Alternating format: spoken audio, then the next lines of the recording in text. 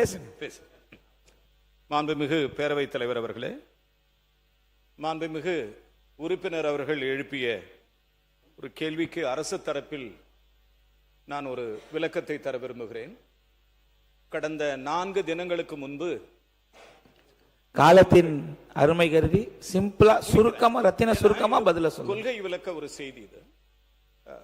4 தினங்களுக்கு முன்பு மாணவர்கள் போராட்டம் நடத்துகிறார்கள், அதற்கு துணையாக அரசியல் கட்சிகளும் போராட்டத்திலே பங்கு பெற்றது என்கிற ஒரு செய்தி பத்திரிகையில் வந்துவிட்டது. உடனே அந்த செய்திக்கு தார்மீக பொறுப்பேற்று அதாவது ஹையர் எஜுகேஷன் செக்ரட்டரி தரப்பிலிருந்து அந்த கொடுத்த அந்த விளக்கத்தை வாபஸ் பெறப்பட்டது. 1.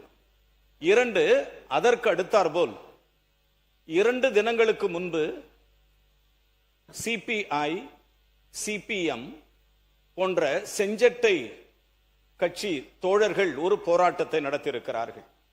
அந்த போராட்டத்தில் அவர்கள் சொன்ன செய்தி, உயர்கல்வித்துறை அமைச்சர் தன்னுடைய விளக்கத்தை தெளிவாக நாங்கள் எதிர்பார்க்கிறோம் என்று சொல்லியிருந்தார்கள். அதன் அடிப்படையிலே அரசு தரப்பில், உயர்கல்வித்துறை தரப்பில் நான் சொல்லுகிற அரசு தரப்பில் நாம் சொல்லுகிற செய்தி, நாம் அந்த கொடுத்திருந்த அந்த விளக்கத்தை நாங்கள் அதை முறையாக திருப்ப பெற்றுக் கொண்டோம். 1. அதே நேரத்தில் அந்த தவறான செய்தி பத்திரிகையில் இடம்பெற்றதற்காக அமைச்சர் என்கிற முறையில் என்னுடைய தார்மீக பொறுப்பை ஏற்றுக்கொண்டு என்னுடைய மன்னிப்பையும் இந்த நேரத்திலே தெரிவித்துக் கொள்கிறேன். 2.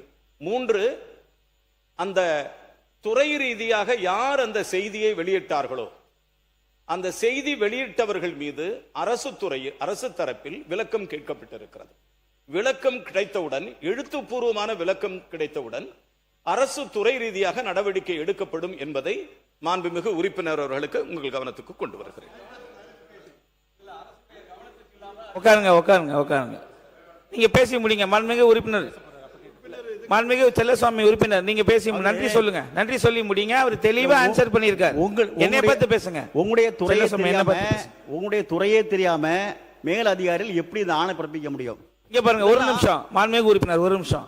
அவர் எவ்வளவு கண்ணியமா தன்னுடைய கருத்துக்களை நான் திரும்ப பெறேன், அந்த வார்த்தைகளை சொல்லிட்டும் கூட ஆளுகின்ற அரசாங்கத்துடைய அதிகாரிகளை விசாரிச்சு என்ன நடந்தது, எப்படி இந்த விஷயம் போனதுன்னு இவ்வளவு தூரம் சொன்னதுக்கு அப்புறம் அவருக்கு நீங்க வகுப்பெடுக்க வேணாம். அந்த கேள்விக்கான பதில் அவர் வழங்கிவிட்டார். ஆகையால் நன்றி சொல்லி நீங்க முடிங்க. தயவு செய்து நன்றி சொல்லி முடிங்க. இன்றைக்கு ஒரு துறையில் நடந்திருக்கு, நாளைக்கு ஒன்று நடக்க கூடாது என்ற ஹேஷியங்களுக்கு இங்க பதில் சொல்ல முடியாது. நீங்க நன்றி சொல்லி முடிங்க. உங்களுக்கான பதில் அவர் சொல்லிவிட்டார். இது நம்முடைய அரசாங்கம், ஒரு துறையில் நடந்திருக்கு, நாளை ஒவ்வொரு துறையாக என்பது கண்டினியூ ஆகக்கூடாது என்ற முறையில் தான் பேசுறேன். எனவே நன்றி சொல்லுங்க. நன்றி சொல்றேன். அதே மாதிரி ஒரே ஒரு விஷயம் கூட, நம்முடைய கன்னியாகுமரி மாவட்டத்தில் 400 தென்காசி உட்பட ஒரு 490 திருக்கோயில் இருக்கு. அவர்கள் நீண்ட காலமாக அவர்கள் ஊதியம் இல்லாம குறைந்தபட்ச கூலியில வேலை செய்யறாங்க. அரசு என்பது சம்பந்தமாக கனிமோட கவனித்து சம்பந்தப்பட்ட நம்ம அமைச்சரை பார்த்து கொடுத்திருக்கிறோம். எனவே அவர்களுக்கு உரிய சம்பளம் ஊதியம் கிடைக்கக்கூடிய அதெல்லாம் நேற்றைக்கே அதுக்கான மானிய கோரிக்கை முடிந்து விட்டது. இன்னைக்கு நீங்க நன்றி சொல்லுங்க தயவு செய்து. உங்களுக்கு அடுத்து பேச வேண்டிய ஆட்கள் இருக்காங்க. காலத்தின் அருமை கருதி ஒத்துழைப்பு கொடுங்க. டைம் மேனேஜ்மெண்ட் நாங்க பார்க்கணும். அதே மாதிரி கீழ்வேலூர் மாவட்டத்தில் ஒரு விஷயம் கூட இறுதியா வச்சுக்கோங்க. இந்த கேள்வி இறுதி இருக்கிறத கொடுங்க, அவை குறிப்பில் ஏத்துக்க. சரிங்க. அந்த கீழ்வேலூர் மாவட்டத்தில் அதாவது சமூக நீதி விடுதிகளில் ஒரு மாணவனுக்கு ஒரு மாதத்திற்கு வழங்கப்படும் செலவு தொகை கல்லூரி மாணவனுக்கு ரூ. 1500, பள்ளி மாணவர்களுக்கு 1400, மாதத்தில் 4 புதன்கிழமையில் ஆட்டிறைச்சி, 4 புதன்களில் கோழி இறைச்சி உட்பட வழங்கப்படுகிறது. இதை என்பது அதிகப்படுத்தி உறுப்பினர், இது சமூக நீதித்துறை. நீங்க என்ன மானிய கோரிக்கையில ஏதாவது நீங்க நன்றி சொல்லி முடிங்க. உங்களுக்கு அடுத்து அவர் கிளாரிபிகேஷன் கேட்டிருக்காரு ஜவாஹிருல்லா. இது நடைபெற்ற இந்த சமர்ப்பிக்கப்பட்ட அந்த கோரிக்கை மேலும் அதிகமான நான் பேசப்பட்டிருக்கக்கூடிய அந்த விவரங்களை சேர்த்து இந்த மானிய கோரிக்கை இணைக்க வேண்டும் என்று கேட்டு என்னுடைய நன்றியை சொல்லி முடிக்கிறேன். நன்றி, வணக்கம். மாண்புமிகு உறுப்பினர் ஜவாஹிருல்லா, தாழ்மையான வேண்டுகோள் உறுப்பினருக்கு சுருக்கமாக பேசினார். ஒத்துழைப்பு கொடுங்க. கொடுக்குறோம், எல்லாத்துக்கும் கொடுக்குறோம். இன்னும் 5 பேர் பேசணும். இடையில ஒவ்வொருத்தங்களுக்காக கொடுக்குறோம். மாண்புமிகு பேரவை துணைத் தலைவர் அவர்களே, மாண்புமிகு உயர்கல்வித்துறை அமைச்சர் அவர்களுடைய கவனத்திற்கு, அயல்நாட்டில் பயிலக்கூடிய சிறுபான்மை மாணவர்களுக்கு அரசு கல்வி உதவியை வழங்கி வருகிறது.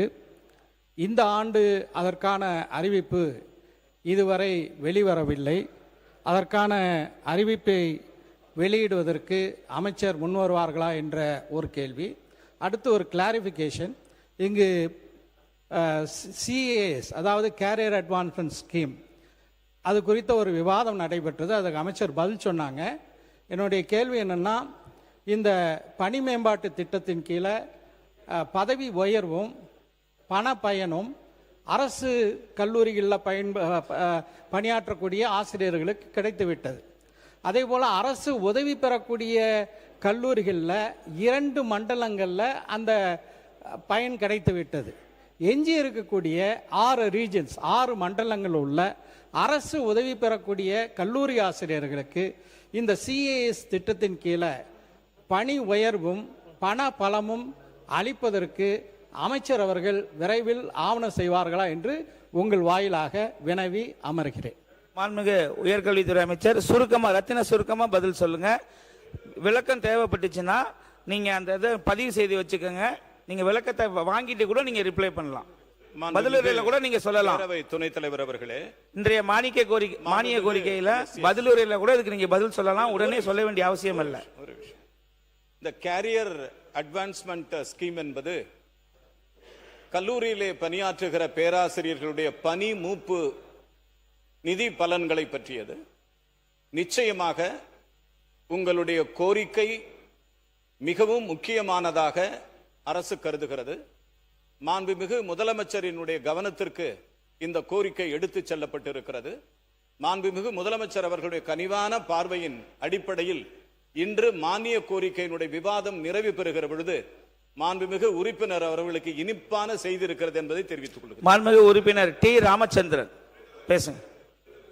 மாண்புமிகு உறுப்பினர் டி ராமச்சந்திரன், உங்களுக்கு தர வாய்ப்பு கொடுக்கிறேன்.